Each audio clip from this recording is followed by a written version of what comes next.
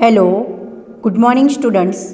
આજે આપણે chapter number 8 કોષ જીવનનો એકમ જેના MCQ જોઈશું, જે તમને નીટમાં ઉપયોગી બની રહેશે. 51 નંબરનો ક્વેશ્ચન આપ્યો છે કોલમ 1 અને કોલમ 2 એટલે કે જોડકા પ્રકારનો, જેમાં ફર્સ્ટ આપ્યું છે ગોલ્ગી પ્રસાધન.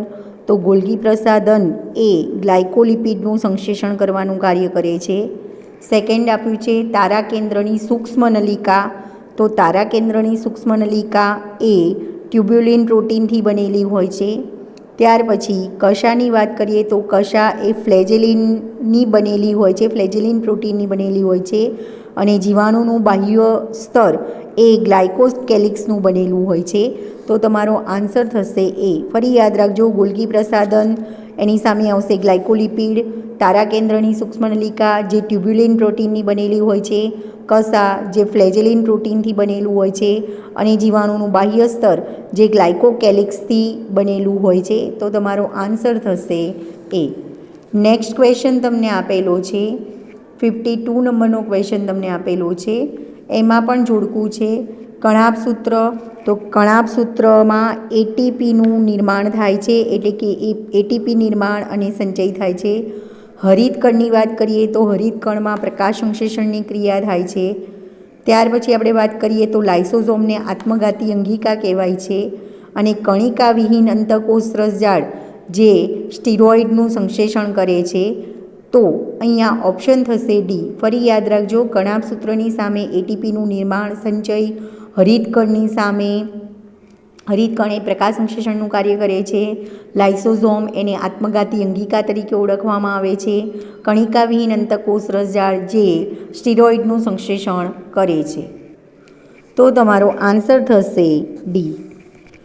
નેક્સ્ટ ફરી જોડકું તમને આપેલું છે. તો એમાં ફ્લેમિંગ વિશે વૈજ્ઞાનિકોના નામ આપેલા છે અને એના કાર્યો આપેલા છે. તો ફ્લેમિંગ નામના વૈજ્ઞાનિકે ક્રોમેટીન દ્રવ્યની શોધ કરી છે. ફ્લેમિંગ નામના વૈજ્ઞાનિકે ક્રોમેટીનની શોધ કરી.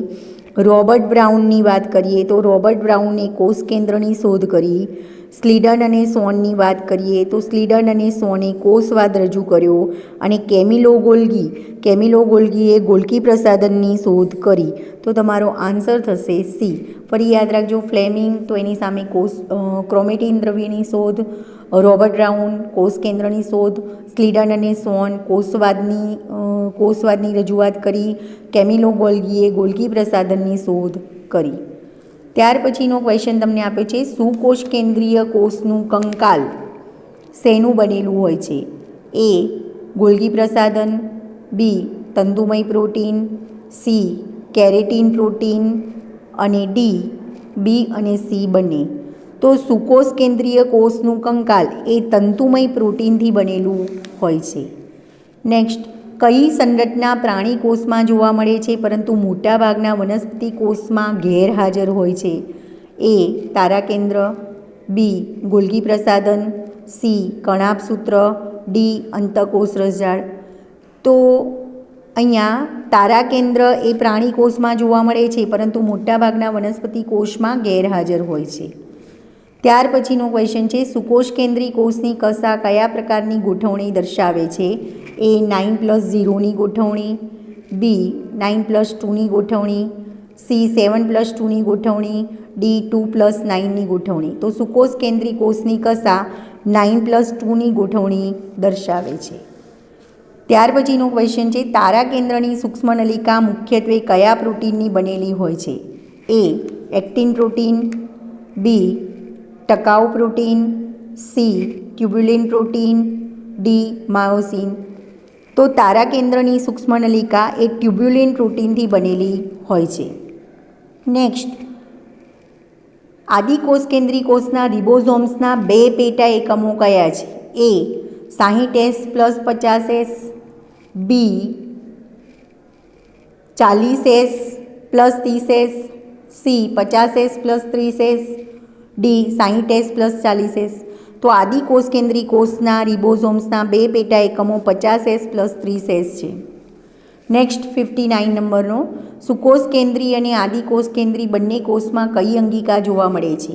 એ કણાભ સૂત્ર, બી ગોલ્ગી પ્રસાધન, સી રિબોઝોમ, ડી કોષ કેન્દ્રિકા. તો રિબોઝોમ એવી અંગિકા છે જે સુકોષ કેન્દ્રી અને આદિકોષ કેન્દ્રી કોષ બંને કોષમાં જોવા મળે છે. નેક્સ્ટ, ફ્લુઇડ મોઝેઇક મોડેલમાં કોષ રસસ્તર માટે શું સાચું નથી? એ કેન્દ્રસ્થ પ્રોટીનનું દ્વિસ્તરીય પડ, બી ફોસ્ફોલિપિડનું દ્વિસ્તરીય પડ, સી જલવિતરાગી અધ્રુવીય પૂંછડી, ડી જલાનુરાગી ધ્રુવીય શીર્ષ. તો ફ્લુઇડ મોઝેઇક મોડેલમાં ફોસ્ફોલિપિડનું દ્વિસ્તરીય સ્તર આવેલું હોય છે, જલવિતરાગી અધ્રુવીય પૂંછડી આવેલી હોય છે અને જલાનુરાગી ધ્રુવીય શીર્ષ આવેલું હોય છે. તો કેન્દ્રસ્થ પ્રોટીનનું દ્વિસ્તરીય પડ એ સાચું નથી. નેક્સ્ટ ક્વેશ્ચન તમને આપેલો છે, ઉચ્ચ કક્ષાની વનસ્પતિમાં કોષ દિવાલ શેની બનેલી હોય છે? એ કેલોઝ, બી પેપ્ટિડોગ્લાયકેન, સી સેલ્યુલોઝ, ડી લિપોપ્રોટીન. તો ઉચ્ચ કક્ષાની વનસ્પતિમાં સેલ્યુલોઝની બનેલી કોષ દિવાલ જોવા મળે છે. નેક્સ્ટ ક્વેશ્ચન તમને આપ્યો છે, ફ્લુઇડ મોઝેઇક મોડેલ અનુસાર કોષ રસ પટલની રચનામાં શું હોય છે? એ ફોસ્ફોલિપિડ અને ઓલિગોસેકેરાઇડ, બી ફોસ્ફોલિપિડ અને હેમિસેલ્યુલોઝ, સી ફોસ્ફોલિપિડ અને અંતર્ગત પ્રોટીન, ડી ફોસ્ફોલિપિડ બહિર્ગત તેમજ અંતર્ગત પ્રોટીન. તો ફ્લુઇડ મોઝેઇક મોડેલ અનુસાર કોષ રસ પટલની રચનામાં ડી ફોસ્ફોલિપિડ બહિર્ગત પ્રોટીન તેમજ અંતર્ગત પ્રોટીન જોવા મળે છે. નેક્સ્ટ, નીચેનામાંથી એક અસત્ય વિધાન છે. એ લાઇસોઝોમમાં હાઇડ્રોલેઝ પ્રકારના ઉત્સેચકો હોય છે, બી લાઇસોઝોમ આત્મઘાતી અંગિકા છે, સી લાઇસોઝોમ લગભગ બધા મહાણુને પચાવી શકીએ છીએ, ડી લાઇસોઝોમની ફરતે દ્વિસ્તરીય પટલ હોય છે. તો અહીંયા અસત્ય વિધાન થશે કે લાઇસોઝોમની ફરતે દ્વિસ્તરીય પટલ હોય છે એ અસત્ય વિધાન છે, કારણ કે લાઇસોઝોમની ફરતે એક સ્તરીય પટલ આવેલો હોય છે. નેક્સ્ટ ક્વેશ્ચન તમને આપેલો છે, ફ્લુઇડ મોઝેઇક મોડેલ વિશે સત્ય શું છે? એ પ્રોટીનના સ્તર ઉપર ફોસ્ફોલિપિડનું એક સ્તર આવેલું હોય છે, બી પ્રોટીનના સ્તર ઉપર ફોસ્ફોલિપિડનું દ્વિસ્તરીય સ્તર આવેલું હોય છે, સી ફોસ્ફોલિપિડના દ્વિસ્તરીય પડમાં પ્રોટીન ખૂપેલું હોય છે, ડી બે પ્રોટીનના સ્તરો વચ્ચે ફોસ્ફોલિપિડ સેન્ડવિચ થયેલી હોય છે. તો ફ્લુઇડ મોઝેઇક મોડેલ વિશે સત્ય આ વસ્તુ છે કે ફોસ્ફોલિપિડના દ્વિસ્તરીય ફ્લુઇડ મોઝેઇક મોડેલ એટલે કે કોષરસ પટલનું જે ફ્લુઇડ મોઝેઇક મોડેલ છે એ અનુસાર કોષરસ પટલની રચનામાં ફોસ્ફોલિપિડના દ્વિસ્તરીય પડમાં પ્રોટીન ખૂપેલું હોય છે. નેક્સ્ટ, પક્ષમ કે કસાની રચનામાં કુલ કેટલી સૂક્ષ્મ નલિકાઓ હોય છે? એ 18, બી 20, સી 27, ડી 30. તો પક્ષમ અને કસાની રચનામાં કુલ 20 સૂક્ષ્મ નલિકા હોય છે. 9+2ની ગોઠવણી હોય છે, એટલે કે 9 જોડિયા સૂક્ષ્મ નલિકા બહારની બાજુ હોય છે, એટલે 18 સૂક્ષ્મ નલિકા એ થઈ અને કેન્દ્રમાં 2 સૂક્ષ્મ નલિકા હોય છે, એટલે 9+2ની ગોઠવણી હોય છે, એટલે કે 18 એટલે 20 થશે. તો અહીંયા ઓપ્શન આવશે 20. ત્યાર પછીનો ક્વેશ્ચન તમને આપેલો છે, હરિતકણમાં હરિતદ્રવ્ય ક્યાં આવેલું હોય છે? એ બાહ્ય આવરણ, બી થાઇલેકોઇડ, સી સ્ટ્રોમા, ડી ગ્રેના અને સ્ટ્રોમા બંનેમાં. તો હરિતકણમાં હરિતદ્રવ્ય થાઇલેકોઇડમાં આવેલું હોય છે. નેક્સ્ટ ક્વેશ્ચન તમને આપેલો છે, આદિકોષ કેન્દ્રી કોષમાં કોષરસ પટલથી વિભેદિત વિશિષ્ટ સ્વરૂપની રચના કયા નામથી ઓળખાય છે? એ પીલી, બી મેસોઝોમ, સી ન્યુક્લિયોઇડ, ડી તલસ્તકાય. તો આદિકોષ કેન્દ્રી કોષમાં કોષરસ પટલથી વિભેદિત વિશિષ્ટ સ્વરૂપની રચના જેને મેસોઝોમ તરીકે ઓળખવામાં આવે છે. નેક્સ્ટ ક્વેશ્ચન તમને આપેલો છે, નીચેનો કયો વિકલ્પ અસંગત જોડ દર્શાવે છે? એ દ્વિતીય કોષ દિવાલ, હેમિસેલ્યુલોઝ, લિગ્નિન, સુબેરિન, બી વનસ્પતિની કોષ દિવાલ, સેલ્યુલોઝ, હેમિસેલ્યુલોઝ, પેક્ટિન અને પ્રોટીન, સી લીલની કોષ દિવાલ, સેલ્યુલોઝ, ગેલેક્ટન, CaCO3 અને ડી પ્રાથમિક કોષ દિવાલ સેલ્યુલોઝ, હેમિસેલ્યુલોઝ, પેક્ટિન, લિગ્નિન. તો અહીંયા અસંગત વિકલ્પમાં આવશે આન્સર ડી. પ્રાથમિક કોષ દિવાલે સેલ્યુલોઝની બનેલી હોય છે, એમાં પેક્ટિન, લિગ્નિન જેવા દ્રવ્યો આવેલા હોતા નથી. નેક્સ્ટ ક્વેશ્ચન આપેલો છે તમને, નીચેના વિધાનો વાંચો અને સાચો વિકલ્પ ઓળખો. તો અહીંયા પહેલું વિધાન આપેલું છે આદિકોષ કેન્દ્રી કોષમાં કોષ કેન્દ્ર પટલ, હરિત કણ, કણાભસૂત્ર, સૂક્ષ્મનલિકાઓ અને પીલી હોતી નથી. પહેલું વિધાન આપેલું છે આદિકોષ કેન્દ્રી કોષમાં કોષ કેન્દ્ર પટલ, હરિત કણ, કણાભસૂત્ર, સૂક્ષ્મનલિકા અને પીલી હોતી નથી. તો પહેલું વિધાન ખોટું છે. આદિકોષ કેન્દ્રી કોષમાં પીલી જોવા મળે છે, એમાં કોષ કેન્દ્ર પટલ, હરિત કણ, કણાભસૂત્ર અને સૂક્ષ્મનલિકાઓ હોતી નથી, પણ પીલી તો હોય છે, એટલે પહેલું વિધાન ખોટું. બીજું વિધાન આપ્યું છે સુકોષ કેન્દ્રી કોષમાં કોષ કેન્દ્ર પટલ, નીલકણ, કણાભસૂત્ર, સૂક્ષ્મનલિકાઓ અને પીલી હોય છે. તો બીજું વિધાન પણ ખોટું છે, કારણ કે સુકોષ કેન્દ્રી કોષમાં કોષ કેન્દ્ર પટલ, નીલકણ, કણાભસૂત્ર અને સૂક્ષ્મનલિકાઓ હાજર હોય છે, જ્યારે એમાં પીલી હાજર હોતી નથી. ત્રીજું વિધાન આપેલું છે ઘણા જીવાણુ કોષોમાં જીનોમિક ડીએનએની બહારની બાજુ નાનું વલયાકાર ડીએનએ આવેલું હોય છે. તો એ સાચું વિધાન છે. તો અહીંયા આન્સર થશે એ. પહેલું અને બીજું વિધાન ખોટું છે, જ્યારે ત્રીજું વિધાન સાચું વિધાન છે. નેક્સ્ટ ક્વેશ્ચન આપ્યો છે ઉચ્ચ કક્ષાની વનસ્પતિના હરિત કણનું સ્ટ્રોમાં શું ધરાવે છે? એ કાર્બોદિત સંશ્લેષણ ઉત્સેચકો, બી 70S પ્રકારના રિબોઝોમ્સ, ડી વલયાકાર ડીએનએ અને ડી આપેલ તમામ. તો ઉચ્ચ કક્ષાના વનસ્પતિના હરિત કણનું સ્ટ્રોમાં આપેલ તમામ રચના ધરાવે છે, એટલે કે એમાં કાર્બોદિત સંશ્લેષણ કરતા ઉત્સેચકો આવેલા હોય છે, એના સ્ટ્રોમામાં 70S પ્રકારના રિબોઝોમ્સ પણ આવેલા હોય છે અને વલયાકાર ડીએનએ પણ જોવા મળે છે. તો આન્સર આવશે ડી આપેલ તમામ. ત્યાર પછીનો ક્વેશ્ચન છે કણાભસૂત્રના સંદર્ભમાં કયું વિધાન સત્ય નથી?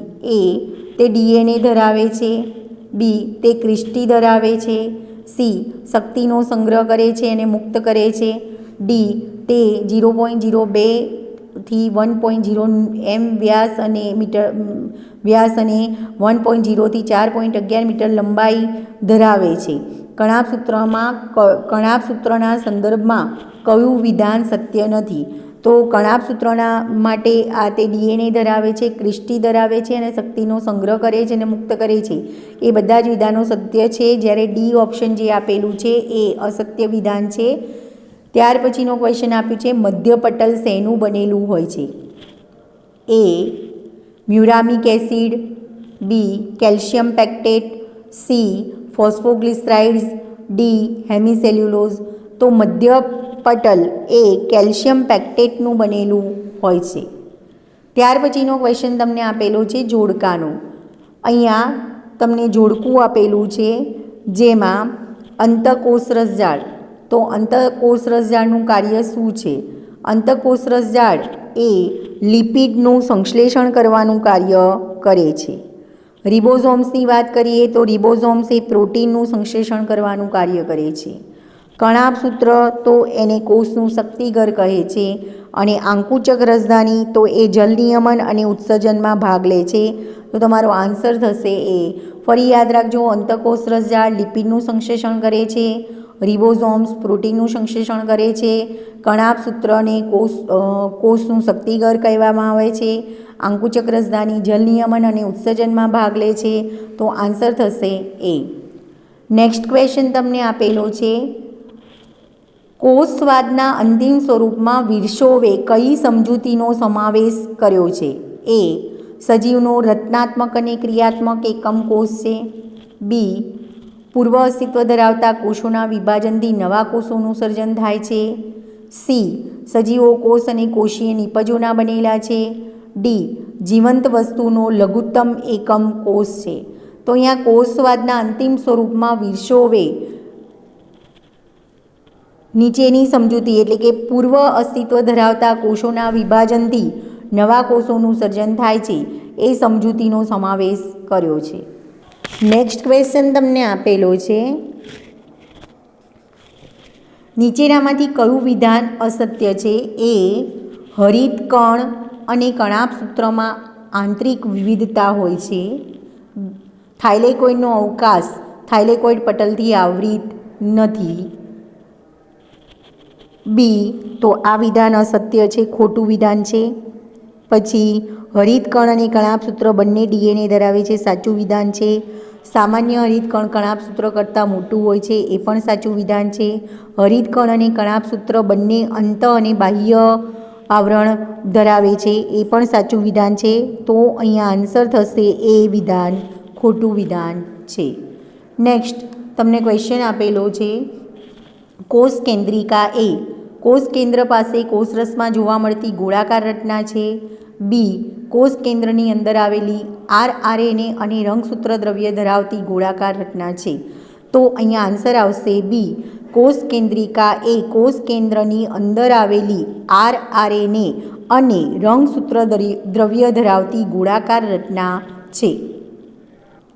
નેક્સ્ટ ક્વેશ્ચન તમને આપ્યો છે, વનસ્પતિ કોષમાં રસધાની એ પટલવિહીન રચના છે.